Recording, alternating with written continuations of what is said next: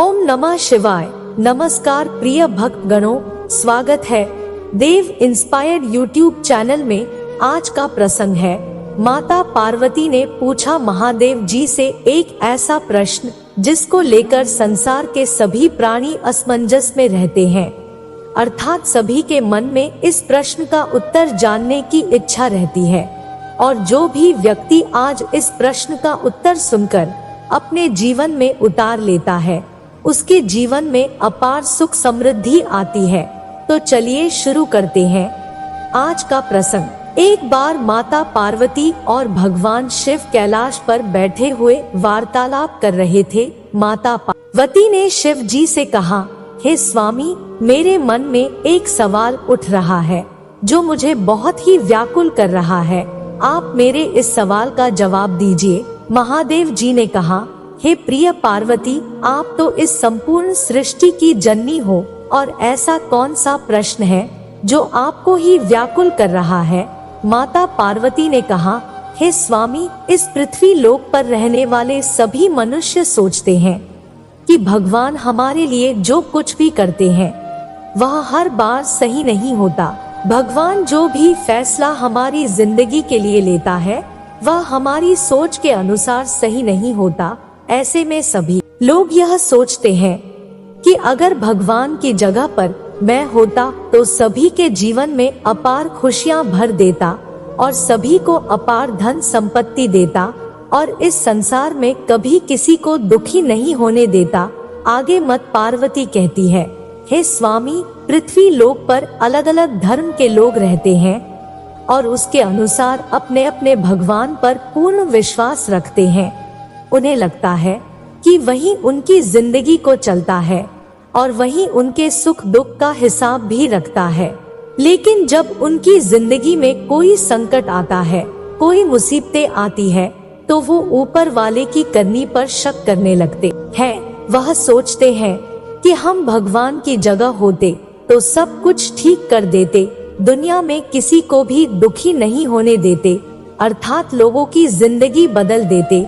माता पार्वती ने कहा, हे स्वामी, मेरा सीधा सीधा प्रश्न यह है कि लोग भगवान के किए पर विश्वास क्यों नहीं करते। उन्हें ऐसा क्यों लगता है कि भगवान ने उनके साथ गलत किया है, और जो कोई भी भगवान की करनी पर शक करता है उसके पीछे का क्या कारण होता है।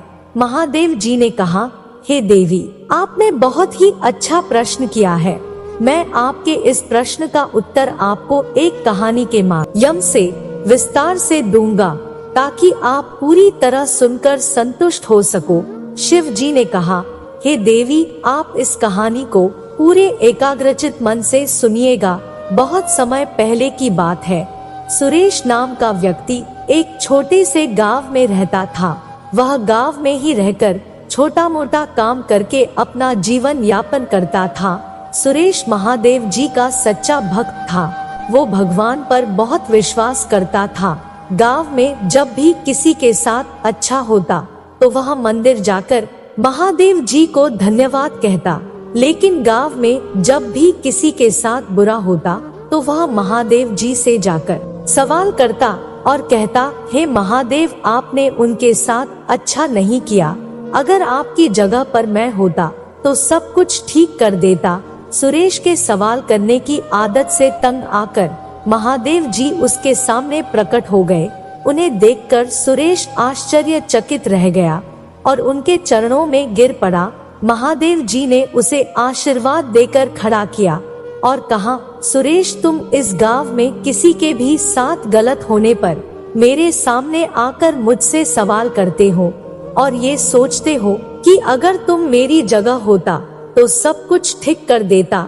सुरेश, जैसा तुम सोचते हो ये सब उतना आसान नहीं है। मुझे हर किसी के लिए सही व्यवस्था करनी पड़ती है। मुझे एक जगह पर खड़े होकर धैर्य से लोगों की प्रार्थनाएं, सुख दुख, गुस्सा, ये सब सुनना पड़ता है, और किसको क्या देना है और किस से क्या लेना है ये सब तय करना पड़ता है, और ये सब इतना आसान नहीं है। सुरेश बोला, हे प्रभु, आपका काम तो बहुत ही आसान है। आपकी तरह मैं भी दिन भर धैर्य के साथ एक जगह पर खड़े रहकर ये सब कर सकता हूँ। सुरेश की बातें सुनकर महादेव ने कहा, अगर तुम्हें लगता है कि तुम ये सब कर सकते हो तो आज पूरे दिन मेरी जगह खड़े होकर तुम मेरी जिंदगी जियो। लेकिन एक बात का ध्यान रखना, मंदिर में हर कोई अपनी इच्छा के अनुसार कुछ ना कुछ मांगेगा। कोई अच्छा बोलेंगे तो कोई बुरा बोलेगा। तुम्हें बस उनकी बातें सुननी है और धैर्य के साथ अपनी जगह पर चुपचाप खड़े रहना है। अपनी इच्छा से कुछ नहीं करना है। सुरेश ने कहा, ठीक है प्रभु। और एक दिन के लिए वो भगवान की जगह पर खड़ा हो गया। थोड़ी देर बाद गांव का एक बहुत ही पैसे वाला धनी व्यक्ति मंदिर में आया और भगवान से बोला, हे प्रभु, मैं अपना कारोबार दूसरे गांव में भी बढ़ाने जा रहा हूँ। आप मुझ पर अपना आशीर्वाद बनाए रखना। प्रार्थना पूरी करने के बाद जब वो धनी आदमी भगवान के पैर छूने के लिए नीचे झुका तो उसकी जेब से पैसों की एक गड्डी गिर गई। उस पर उसका ध्यान नहीं गया और वह चला गया। भगवान के स्थान पर खड़ा सुरेश ये सब देख रहा था और उसने सोचा कि उसे पैसे गिरने की बात बता देनी चाहिए, लेकिन शर्त के अनुसार उसने ऐसा करना उचित नहीं समझा। उसके जाने के थोड़ी देर बाद ही मंदिर में एक गरीब व्यक्ति आया और उसने भगवान से कहा, हे प्रभु, गरीबी के कारण मेरे परिवार को 2 वक्त की रोटी मिलना भी बहुत मुश्किल हो रहा है और मेरी माँ भी बीमार हो गई है। उसके इलाज के लिए भी मेरे पास पैसे नहीं है। प्रभु मेरी मदद कीजिए। इतना कहकर जब वो गरीब व्यक्ति भगवान के चरण छूने लगा तो उसकी नजर उन गिरे हुए पैसों पर पड़ी और भगवान का आशीर्वाद समझकर उसने वो पैसे रख लिए। सुरेश इस बार भी कुछ नहीं बोला और उसने गरीब व्यक्ति को वो पैसे ले जाने दिए। थोड़ा देर बाद मंदिर में एक व्यापारी आया जो समुद्र के रास्ते अपना व्यापार किया करता था।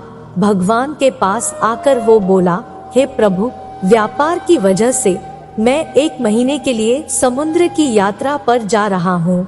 मेरी गैर हाजिरी में आप मेरे परिवार का ध्यान रखना और मेरी यात्रा को भी सुरक्षित बनाना। वो व्यापारी जैसे ही प्रार्थना पूरी करके मंदिर से निकलने लगा, इतने में पहले वाला धनी व्यक्ति पुलिस लेकर मंदिर में आ गया और उस व्यापारी की तरफ इशारा करते हुए बोला, मेरे बाद इस मंदिर में यही आया है और मेरे पैसों की गड्डी इसे ही मिली होगी। आप इससे पूछताछ करिए।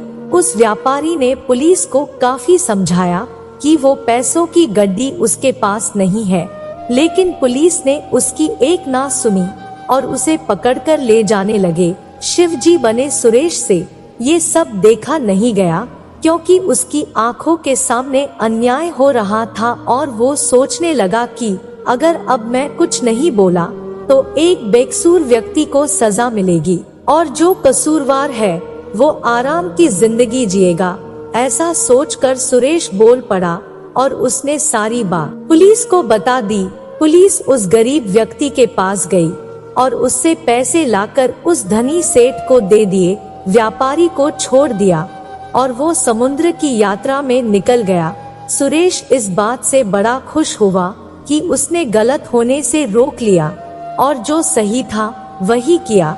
लेकिन इन सब में उसने अपनी शर्त तोड़ दी और महादेव जी फिर से वहां आ गए। महादेव जी को सामने देख सुरेश ने गर्व के साथ उन्हें सब कुछ बताया।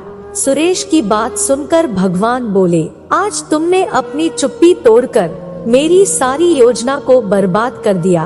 तुम्हें नहीं पता कि उस धनी व्यक्ति ने गलत कामों से बहुत धन कमाया है।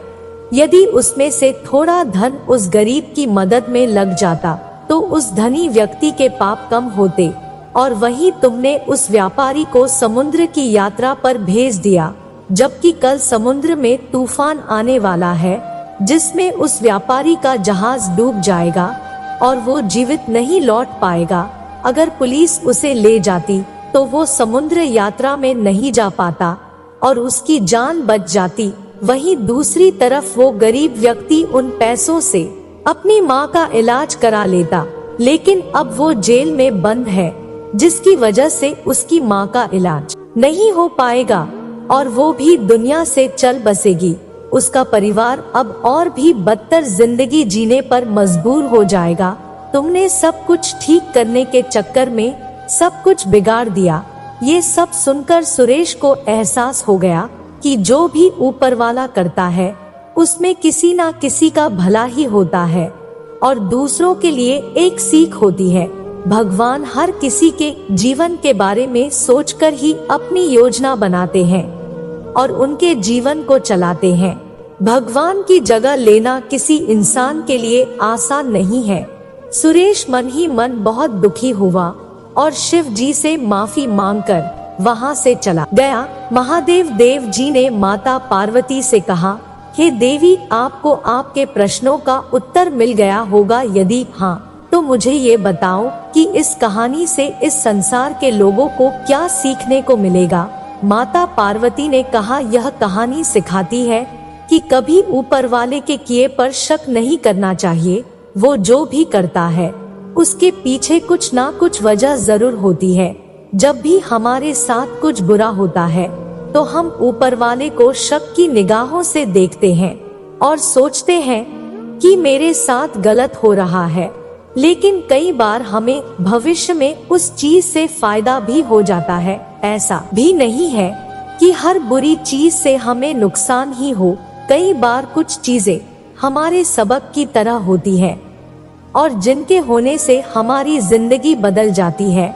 हालांकि हम सभी के मन में ये सवाल भी होते हैं कि किसी की जवानी में मौत हो जाना, किसी बच्चे की पैदा होते ही जान चले जाना, किसी के साथ दुष्कर्म हो जाना या किसी को मार देना, इन सब के पीछे ऊपर वाले की क्या मंशा होती है? ऐसा क्यों होता है? दोस्तों, इन सवालों का कोई सटीक जवाब हम आपको अगले वीडियो में देंगे हैं। आपको यह वीडियो पसंद आई हो तो वीडियो को लाइक करें, चैनल को सब्सक्राइब करके कमेंट में हर हर महादेव लिख दीजिए और इस कहानी को शेयर जरूर करें।